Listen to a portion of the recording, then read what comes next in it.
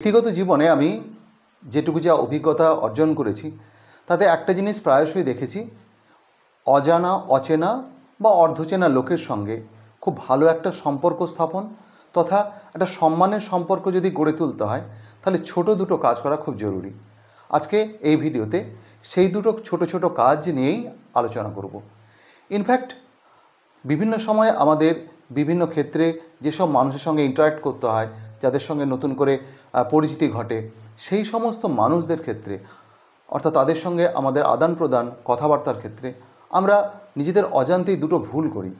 সেই দুটো ভুল যদি একটু ছোট করে আমরা সংশোধন করে নিই তাহলে কিন্তু দারুণ একটা ফল পাওয়া যায়। প্রথম ভুল যেটা আমরা করি সেটা হচ্ছে আপনি সম্বোধন করতে পারি না।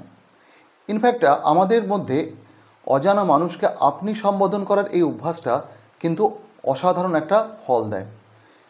যদি আমরা একটু ভেবে দেখি, আমরা কিন্তু আপনি সম্বোধন করি না এরকম নয়, অজানা মানুষকেই করি, কিন্তু বেশিরভাগ ক্ষেত্রেই তার সোশ্যাল বা ইকোনমিক স্ট্যাটাস দেখে বা তার প্রভাব প্রতিপত্তি দেখে আপনি বলি, আর যদি সেটা একটু কম হয় তাহলে স্বচ্ছন্দে আমরা তুমি বা তুইতেও নেমে যাই। এই বিষয়টা না খুব খারাপ জিনিস। আপনি বলতে তো কোনো খরচ লাগে না, তো আপনি যদি একটু বলেন, সে যে স্তরেই থাকুন না কেন আপনার সামনের মানুষটি, অর্থনৈতিকভাবে সামাজিকভাবে, আপনার মুখ থেকে যখন উনি আপনি শুনছেন তখন কিন্তু ওনার মধ্যে একটা অসাধারণ সম্মানবোধ তৈরি হচ্ছে। যে আপনি যে ওনাকে সম্মান করে আপনি বলছেন, সে আপনিটা কিন্তু আপনার দিকেই ফিরে আসবে পাল্টা সম্মান হয়ে। এছাড়া আরেকটা জিনিস আমি দেখেছি যে অজানা অচেনা বা অর্ধচেনা লোকের সঙ্গে যখন কথা বলছেন তার জীবিকার প্রতি একটু সশ্রদ্ধ থাকুন। মানে অন্ততপক্ষে যদি শ্রদ্ধা নাও দেখাতে পারেন, অশ্রদ্ধামূলক কোনো কথাবার্তা, তুচ্ছ তাচ্ছিল্য করে কোনো কথাবার্তা বলবেন না।